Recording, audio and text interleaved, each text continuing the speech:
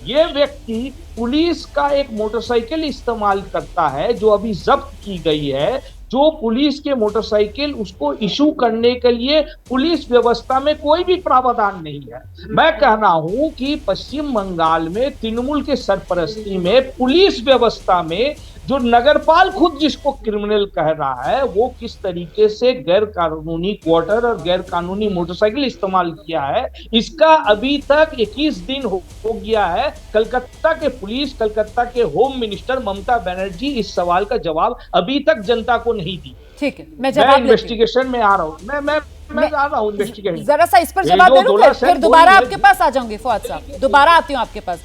डोला जी हमारे साथ मौजूद है ना, वो जवाब देंगी, क्योंकि मैं बार बार ये समझना चाह रही हूँ कि आखिरकार जो बंगाल और कोलकाता में हो रहा है वो क्या हो रहा है। वो ममता वर्सेस जनता है या फिर वो दीदी वर्सेस मोदी या दीदी वर्सेस एक पॉलिटिकल जो उनके विरोधी हैं, इसकी लड़ाई चल रही है। डोला जी, अब ये क्यों ना जनता के गुस्से की वजह मानी जाए। यहां पर जो फौज साहब गिना रहे हैं, वो कह रहे हैं कि साहब रक्षक जो है वो भक्षक बन रहा है, और इतने लैप्सेस, इतनी लापरवाहियां, इतनी दुर्व्यवस्था कोलकाता पुलिस की तरफ से सामने आई है। इस मामले में एक सिविक वॉलंटियर, उसके पास पुलिस की मोटरसाइकिल क्या कर रही है, वो पुलिस के बैरक्स में क्यों रह रहा है। इस लापरवाही के लिए लोगों में गुस्सा नहीं होगा आपकी सरकार के खिलाफ? ये ममता वर्सेस जनता नहीं है डोला से? पहले हम ये बोलेंगे विद ड्यू रेस्पेक्ट, जनाब फुरहाद हालिम से हम ये बात सुनने के लिए तैयार नहीं है, क्योंकि हम कोलकाता में बॉर्न एंड ब्रॉट अप है और पूरा सीपीएम जमाने 34 इयर्स हम देख चुके हैं। उधर पार्टी ही सर्ग, पार्टी ही धर्म, पार्टी ही परहन तपा थे, पुलिस व्यवस्था ही नहीं था। ओसी डरते थे एलसीएम और एलसीएस से, लोकल कमिटी से, पुलिस सब डरते थे, कोई व्यवस्था ही नहीं था पुलिस का, सब पार्टी था। पार्टी जो बोलेगा जन्म होगा, पार्टी बोलेगा तो मरण होगा, पार्टी बोलेगा तो शादी होगा, पार्टी बोलेगा तो विवाह होगा, पार्टी बोलेगा तो पढ़ाई होगा, पार्टी बोलेगा तो नौकरी मिलेगा, पार्टी नहीं बोलेगा तो प्रेम भी नामुमकिन है, जैसे रिजवान को मरना पड़ा। तो ये फुआद हालिम से हमको सुनने के लिए नहीं लग रहे हैं। हम किसी को डिफेंड नहीं कर रहे। कोई सिविक वॉलंटियर गुनाह किया, कोई एएसआई और कोई पुलिस वाले उनको बाइक देके उनको सर में चढ़ाया तो सब सीबीआई पकड़ेंगे और उसको कानूनी वक्त सजा देंगे। हम तैयार हैं उनको फेस करने में। लेकिन बॉर्न एंड ब्रॉट अप आप कोलकाता में हैं, born and brought up Fuad Halim भी बंगाल में ही होंगे ना? फुआद हलीम भी बंगाल में ही बॉर्न एंड ब्रॉट अप होंगे। और फुआद हलीम की ये जो सवाल हैं, ये सिर्फ एक पार्टी लाल रंग के सवाल ये कहकर अगर आप खारिज करेंगी तो ऐसा तो नहीं है कि आप बंगाल की पूरी जनता को ही यहां पर खारिज कर रही हैं। हो क्या रहा है? आप कह रही हैं कि साहब ये सिर्फ और सिर्फ ममता वर्सेस सियासी दल है। बुरा मत मानिएगा रोमाना जी, एक सेकेंड बुरा मत मानिएगा रोमाना जी। लास्ट 2021 इलेक्शन में फुयाद हालिम की पार्टी को 3% वोट मिला, अभी 2024 में 6% मिला। तो ठीक है, जनता ने सीपीएम के साथ क्या करना है वो कर चुके हैं। जनता की सवाल सीपीएम के ऊपर, जनता की वर्डिक्ट सीपीएम के ऊपर आ चुके हैं। ठीक है, तो उसके ऊपर हमारा टिप्पणी देना अच्छा नहीं लगेगा। चलिए ठीक है, आपने खारिज कर दिया फुआद हलीम साहब को। आप कह रहे हैं कि टिप्पणी देना ही आपको सही नहीं लगेगा उनकी पार्टी पर। मैं 30 सेकंड का समय जरा दे देती हूँ फुआद हलीम साहब को, उसके बाद मैं प्रेम शुक्ला जी के पास आ रही हूँ और फिर अन्य मेहमानों के पास। फुआद साहब, सुना आपने डोला सेन की बात, जल्दी से जवाब दे दीजिए।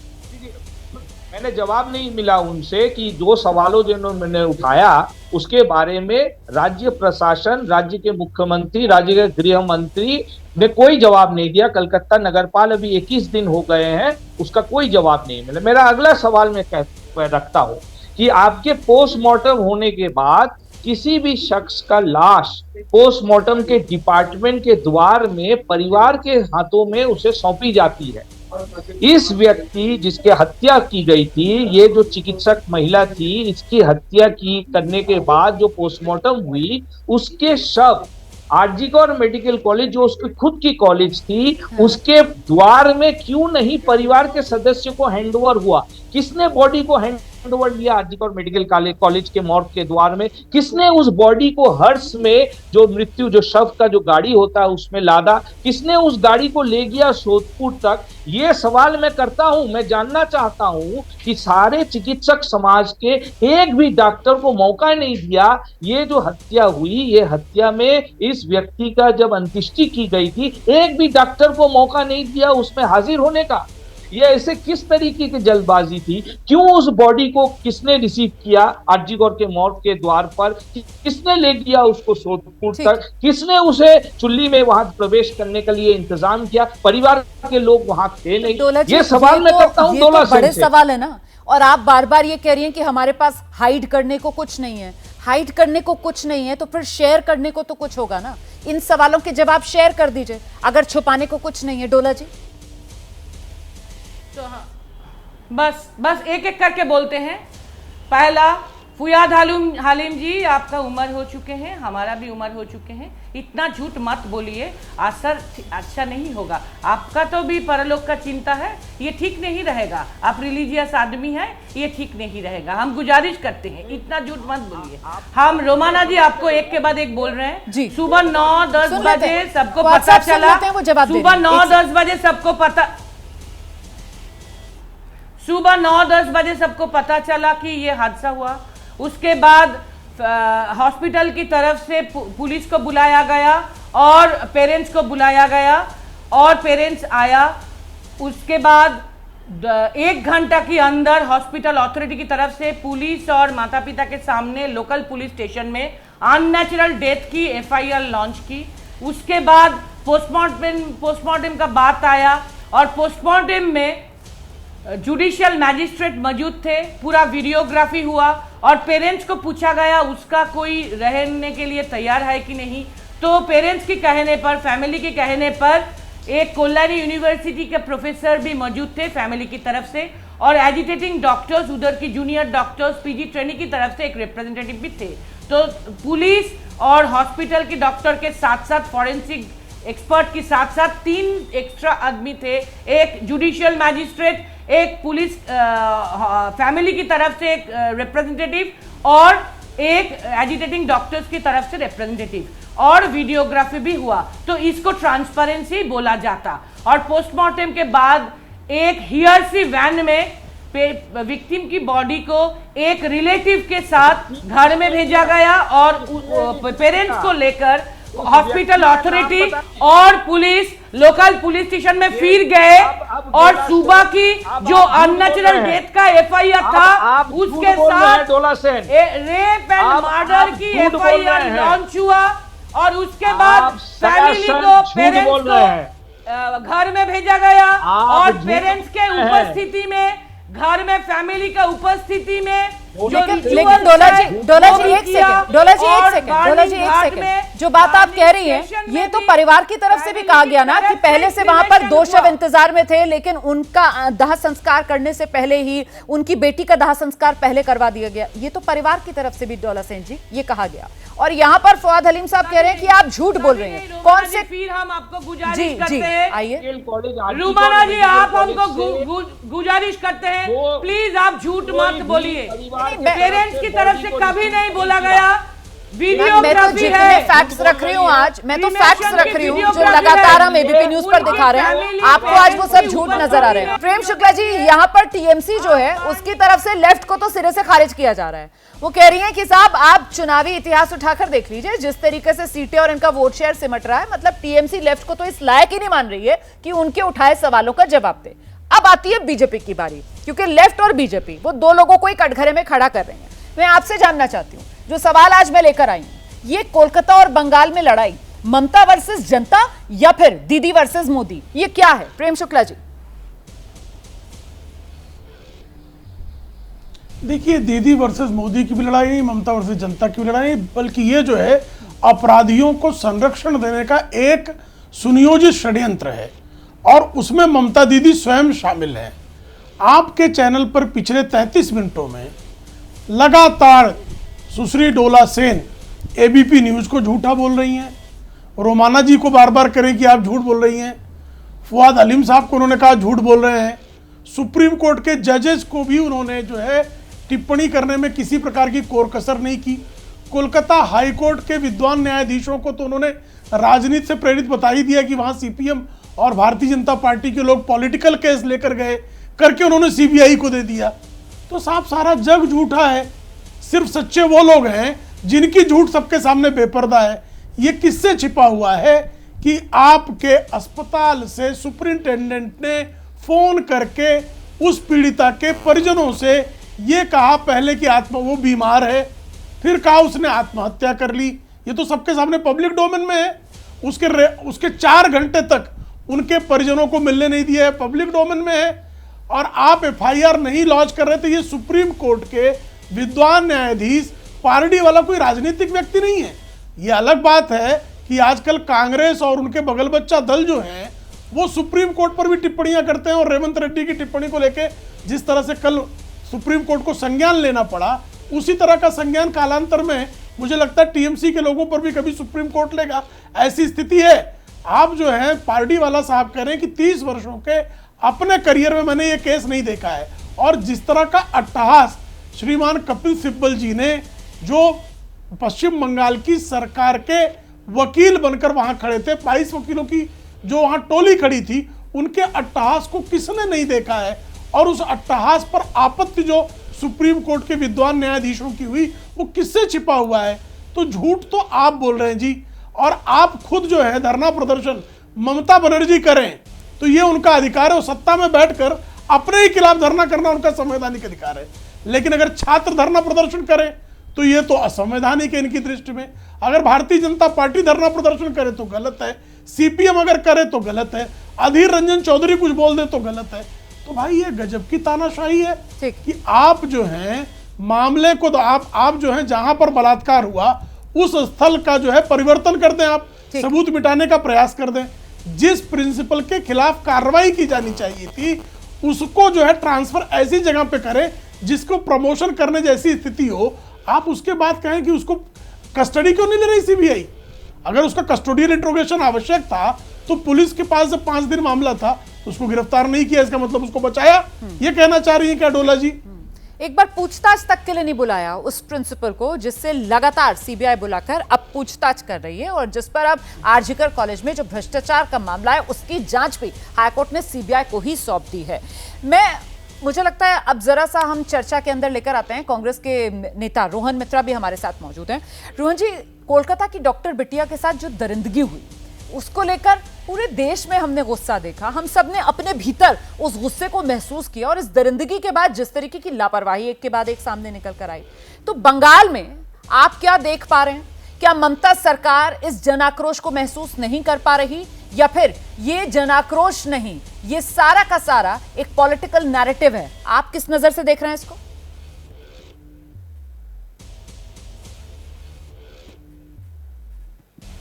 नमस्कार रोमाना जी, बहुत देर इंतजार के बाद थोड़ा मौका मिल गया हमको अपना बात रखने के लिए। सबसे पहले मैं 2 चीज बोलना चाहता हूँ कि ये जो नैरेटिव बन जाता है ना मोदी वर्सेस ममता जी, ये बंद कीजिए। मोदी जी का बंगाल से कुछ लेना देना तो है ही नहीं, उनका बंगाल में कोई राजनीति करने का कुछ है ही नहीं। ये बंगाल के मुद्दे पे बंगाल को रहने दीजिए। इधर पे बहुत सारे पॉलिटिकल पार्टीज है। सबसे पहले तो मैं बोलना चाहूंगा कि ये मैटर आम जनता की मैटर है, क्योंकि सबसे पहले जो बहुत सारे मेरे पहले जो फवाद हलीम साहब और जो पहले बोल रहे थे उनका भी पॉइंट्स मैं दोबारा रेज करना चाहूंगा कि ये जो आपका जो क्रिमिनल जो पकड़ा गया था कलकत्ता पुलिस ने, वो कौन था? वो एक सिविक वॉलंटियर था। आज के दिन में एक सिविक वॉलंटियर कैसे बनते हैं पुलिस फोर्स में? उसका कोई रिकमेंडेशन तृणमूल से, कोई लीडरशिप से या काउंसिलर से या एमपी से या एकदम दिग्गज नेता अगर नहीं रेकमेंड करेंगे तो उसको वो पुलिस फोर्स में नहीं लेता है। किसी और का हिम्मत ही नहीं होगा कि उसको पुलिस फोर्स सिविक वॉलंटियर का जगह पे उसको मौका मिलेगा। तो सबसे पहले तो जो पुलिस फोर्स में जो आज पुलिस कमिश्नर है कलकत्ता के, वो कैसे इस पद पे बैठा हुआ है मेरे को आज समझ में नहीं आ रहा है। कांग्रेस पार्टी पहले दिन से, हम लोग जब ये घटना घटी 9 तारीख को, 10 तारीख को हमने आरजीकर के बाहर प्रदर्शन किए थे। उस दिन हम लोग को जो स्टूडेंट्स थे, जो डॉक्टर्स थे, वो हम लोग को बोले थे कि भाई आप लोग अंदर ना आइएगा, ये हम लोग का लड़ाई आप लोग बाहर से लड़िए। तो हम लोग ने वो रिस्पेक्ट किया। उधर पे पुलिस का भी पहरा था, हम लोग पुलिस को भी रिस्पेक्ट किए, हम लोग अपना मोर्चा उधर पे रुके और हमने अपना बात डाला। फिर हम लोग क्या देखे, 14 तारीख रात को जो पुलिस हम लोग को उस दिन रोके थे आरजीकर के बाहर, उसी पुलिस पे बाहर से 500 1000 कितना लोग मेरे को पता नहीं होगा, लेकिन वो लोग आ गए और वो पुलिस को भी मार दिए, पूरा इमरजेंसी रूम में पूरा तोड़ फोड़ करके एकदम हालात खराब कर दिया। 7,000 की इसका भी संख्या दायित्व बताई कौन गई। लेगा? जी। ये तो पुलिस का दायित्व पुलिस कमिश्नर को लेना चाहिए था, वो भी उन्होंने नहीं ले रहा। नहीं, मैं बोल रहा हूं, तो अगर ये तो पुलिस ने भी कोर्ट में भी बात हुआ कि ऐसे इंटेलिजेंस फेलियर सही। अगर हो रहा है स्टेट में, सिटी में, कलकत्ता जैसे शहर में, सही। हार्ट ऑफ कोलकाता में, तो इसका रिस्पॉन्सिबिलिटी कौन है? ठीक है। आज ममता जी सीएम है, उनको 2021 में बहुत बड़ा वर्डिक्ट मिला है। हम एक चीज बोलना चाहते हैं, कांग्रेस की तरफ से हम लोग ये जो राष्ट्रपति शासन का जो बात उठाए एकदम सहमत नहीं है। अभय जी, रोहन जी ने कहा कि आप लोग ऐसा नैरेटिव क्यों बना रहे हैं, ये कोई दीदी वर्सेस मोदी का मामला नहीं है।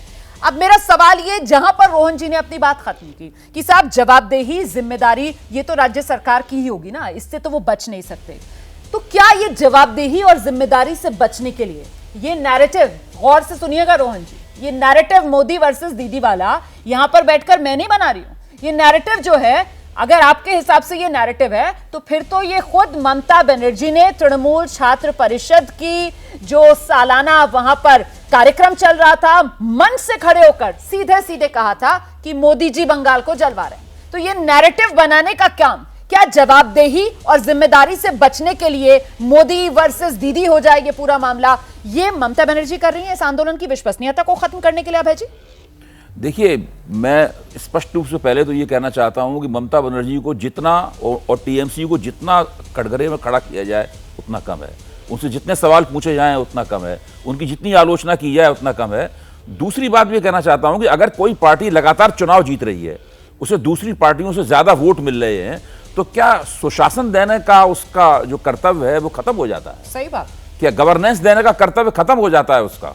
सभी पार्टियां जो चुनाव बार बार जीतती हैं वो ये तर्क देने लगती हैं। भाजपा भी बहुत बार 10 साल से तर्क दे रही है कि हम चुनाव जीत जाते हैं इसलिए हमसे आप सवाल मत पूछिए। आज टीएमसी भी वही तर्क दे रही है कि हम चूंकि चुनाव जीत जाते हैं इसलिए हमसे ही सवाल मत पूछिए। ये बहुत ही अलोकतांत्रिक बात है। ऐसी बात तृणमूल कांग्रेस को नहीं करनी चाहिए, पहली बात। दूसरी बात, तीसरी बात यह है, आप ये सही जांच कर रही हैं कि कलकत्ता में जो आंदोलन चल रहा है उस आंदोलन का किरदार क्या है।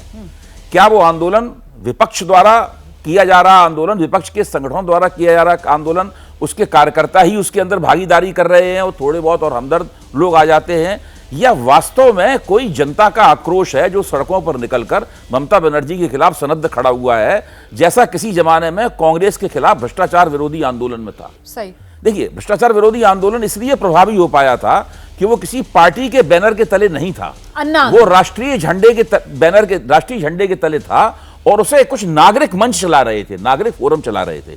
अगर कलकत्ता में भारतीय जनता पार्टी या सीपीएम की बजाय कोई नागरिक फोरम इस आंदोलन को चला रहा होता तो हम लोग ज्यादा अच्छी तरह समझ पाते कि इसमें जनता की भागीदारी क्या है। इसका मतलब यह नहीं कि विपक्ष का आंदोलन करने का अधिकार नहीं है या अपने झंडे का इस्तेमाल करने का अधिकार नहीं, ये सब मैं नहीं कह रहा हूं। विपक्ष बाकायदा जो आंदोलन कर रहा है सही कर रहा है, मैं उसके खिलाफ नहीं हूं, मैं सही कह रहा हूं। मेरा कहना है लेकिन जनता की भागीदारी उसमें कैसे सुनिश्चित हो, ये अभी तक नहीं दिखाई पड़ रहा है। 20 दिन से ज्यादा हो चुके हैं। अगर ये समय इसी तरह बढ़ता गया, आपको इस पे जनता का आक्रोश नजर नहीं? जनता का आक्रोश है। अच्छा, आक्रोश जनता के दो तरह के होते हैं। लोगों के मन में आक्रोश है, लोग अपने घर में बैठे हुए हैं, वो राजनीतिक पॉलिटिकल एक्शन में उतर रहे हैं क्या? सवाल इस बात का है। ठीक है। भ्रष्टाचार विरोधी आंदोलन में क्या था कि लोग पॉलिटिकल एक्शन में उतर आए थे, इसलिए वो बहुत ज्यादा प्रभावी हुआ था। मुझे लगता है कि पॉलिटिकल एक्शन में जितने लोगों को उतरना चाहिए था उतने लोग उतरते हुए कम से कम मुझे नहीं दिखाई पड़ रहे हैं। पार्टी के कार्यकर्ता उत्साह से प्रदर्शन कर रहे हैं, सभी विपक्षी कार्यकर्ता उत्साह से प्रदर्शन कर रहे हैं और उन्हें करना भी चाहिए, मैं ये कह रहा हूं। लेकिन क्या वो वास्तव में आम जनता को गोलबंद कर पा रहे हैं? जनता के मन में जो नाराजगी है इस मुद्दे पे, क्या वो नाराजगी बहुत लंबे अरसे तक टिकाऊ होगी? क्या ममता बनर्जी समय के साथ साथ राजनीतिक वापसी कर लेंगे? ये तमाम प्रश्न है जो एक राजनीतिक समीक्षक के तौर पर मेरे मन में उठते हैं। मुझे लगता यह है कि अगर ये आंदोलन किसी नागरिक मंच के तहत हो रहा होता जिसको राजनीतिक विपक्षी राजनीतिक दलों की हमदर्दी होती तो ये ज्यादा प्रभावी होता और ज्यादा गहराई तक जाता। ठीक है। और हर्षवर्धन जी, आपको क्या लग रहा है इसको देखकर, अभी जो कोलकाता की सड़कों पर हो रहा है जिस तरीके का विरोध प्रदर्शन, आप इसे कैसे देख रहे हैं? ममता वर्सेस जनता या फिर ममता वर्सेस अन्य राजनीतिक दल? देखिए रोमाना जी, मुझे लगता है कि इसको कोई किसी के नजर से देखने की जरूरत नहीं है। बंगाल में क्या कुछ हो रहा है उसको समझने की जरूरत है। पहली बात तो ये कि ये शायद तृणमूल कांग्रेस की पार्टी मीटिंग हुई होगी, उसमें तय किया गया होगा। कल भी मैं आपके साथ बहस में था। कल कोई तौसीफ रहमान थे, वो चले गए थे तो सुन नहीं पाए। आज डोला सेन जी है। एक एजेंडा कि एंकर को, चैनल को सबसे पहले कहना कि झूठ बोल रहे हो, तुम्हारी बात ठीक नहीं है, आप झूठ बोल रहे हैं। ये जो भी दर्शक देखेगा उसको लगेगा झूठ, जबकि झूठ लगातार डोला सेन जी बोल रहे हैं। बहुत दुर्भाग्यपूर्ण है। और चूंकि जब एक महिला इस तरह की बात करती है तो ज्यादा संवेदनशील हो जाता है। 9 तारीख की घटना थी। मैं एक वाकया सिर्फ आपको बताता हूं, बाकी आपको समझ में आएगा। 9 की घटना थी। हाईकोर्ट ने 13 तारीख को सीबीआई जांच दी। सीबीआई टीम बनती है और राज्य की मुख्यमंत्री प्रदर्शन निकालती है। कल्पना कीजिए आप, भारत के इतिहास में कोई और घटनाक्रम हो तो डोला सेन जी भी बताएं, अभय जी को जरूर नहीं, मुझे नहीं ध्यान में। चुनी हुई मुख्यमंत्री सीबीआई जांच करने पहुंच रही है और वो ये काम करते। नंबर 1, पुलिस का वो आदमी था, पुलिस के पेट्रोल पे, पुलिस की बाइक पे चलता था, उसकी एक्सेस हर जगह थी, ये अलग बात हो गई। जो घटना को रिपोर्ट कर रहा था, जैसे भी डोला सेन जी कह रहे हैं सब झूठ बोल रहे हैं, पूरी दुनिया झूठ बोल रही है, उस पीड़ित की मां बाप भी झूठ बोल रहे हैं। जिनको बताया गया, पहले कहा गया बीमार है, फिर कहा गया सुसाइड कर लिया, वो भी सब झूठ बोल रहे हैं। और जिस तरह से कोलकाता पुलिस कमिश्नर ने, जो साइबर पुलिस स्टेशन है लाल बाजार का, सोशल मीडिया पर लोगों को सामान्य घटना लिख रहे थे और उनको नोटिस भेजी जा रही थी, डराया जा रहा था। सही बात। ये तो तानाशाही में होता है। और जहां तक जो अभय जी ने कहा, बहुत अच्छी बात कही। देखिए, राजनीतिक दल करते हैं तो दिखाई सुनाई ज्यादा पड़ता है। हम भी दिल्ली में है, अभय जी भी दिल्ली में, लेकिन ममता बनर्जी को पता है कि इस बार वहां के नागरिक मंच भी खड़े हैं। संग्रामी जौथ मंच, छात्र समाज, पश्चिम बंग छात्र समाज, नवन्ना अभियान जो पूरा चल रहा है, वो पूरे उस तरह के जो, और सबसे बड़ी बात कि इसमें खुद सत्ताधारी पार्टी बीच बीच में कूद पड़ती। क्यों कूद पड़ती? क्योंकि उसको लगता है कि जो गलती सीपीएम ने की थी वो हम थोड़ा सा उसको ट्विस्ट दे सकते हैं। अभी फवाद साहब चले गए, डोला सेन जी ने कहा अरे मैं ही बॉर्न ब्रॉट अप। अरे भाई, आप पली बढ़ी हैं, ठीक बात है। और सीपीएम के वो जिस तरह की गुंडागर्दी थी, जिस तरह का खूनी राज था, उसी ने तो आपको अवसर दिया ना।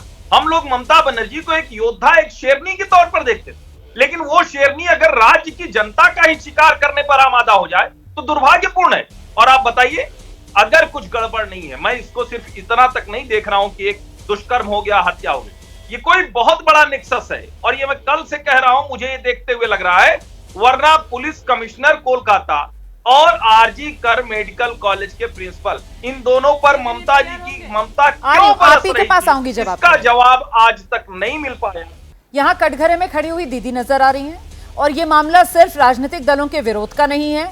जनता इस समय आक्रोशित है। और साथ ही साथ मैं आपका ध्यान दिला दूं, आपके पास ज्यादा ध्यान हो, आपकी वैसे जानकारी में भी होगा कि जो राज्यपाल हैं सीवी आनंद बोस, वो 1 महीने में 2 बार दिल्ली आ जाते हैं। अभी गृह मंत्री से भी उन्होंने मुलाकात कर ली है। अब आ जाइए।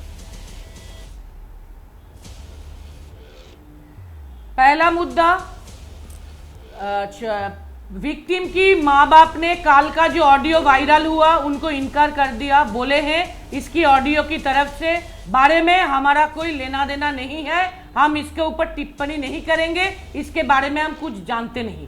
दूसरा बात, क्रीमेशन का वीडियोग्राफी अगर आप देखेंगे तो पेरेंट्स और फैमिली के लोग होते हुए क्रीमेशन हुआ, कोई जल्दबाजी नहीं थे।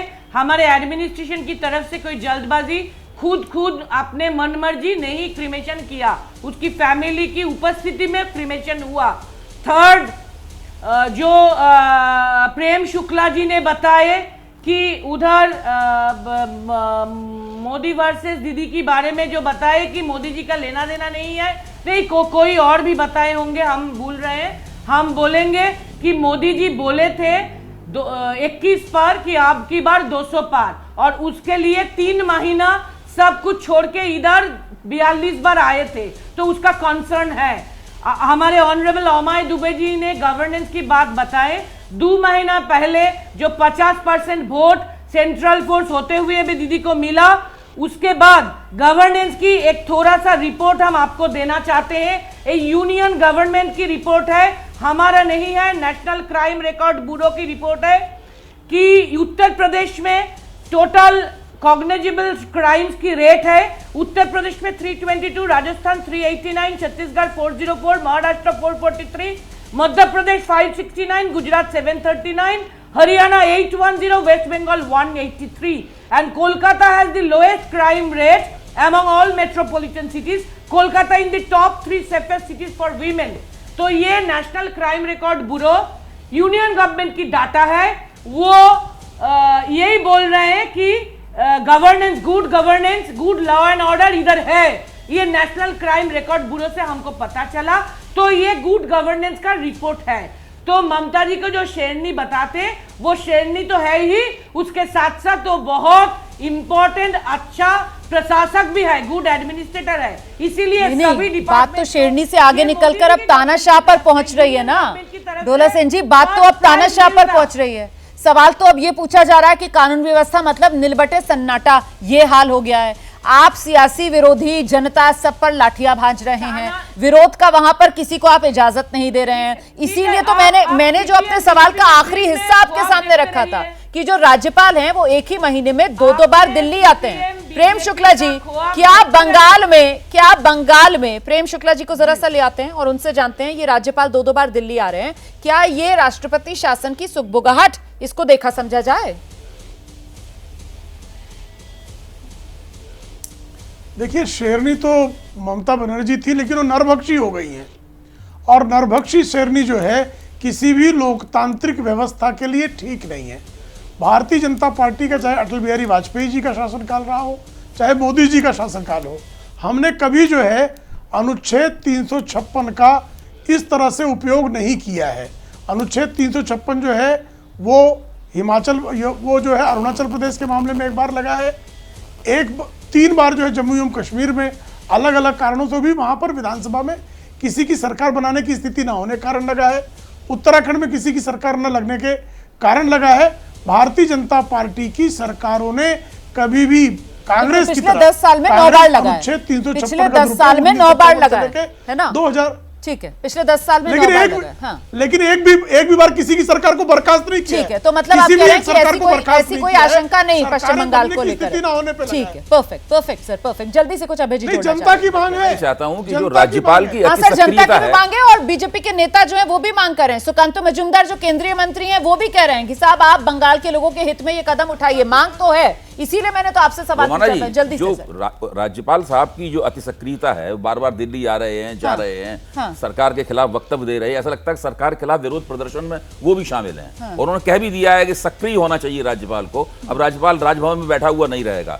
इसकी वजह से भी ममता बनर्जी को ये मौका मिला है कि वो उसे दीदी वर्सेस मोदी कर दें, क्योंकि राज्यपाल को इतनी सक्रियता की जरूरत क्या है? भाई तमाम विपक्षी दल प्रदर्शन कर रहे हैं। लेकिन अब सवाल तो बड़ा ये हो जाता है ना कि ये जो दाग लगा है कोलकाता की निर्भया, कोलकाता में जो डॉक्टर बिटिया के साथ दरिंदगी हुई है, वो दाग धुलेगा कैसे? क्योंकि ये दाग तो दामन पर फिलहाल ममता बनर्जी के साफ तौर पर काले धब्बे की तरह नुमाया हो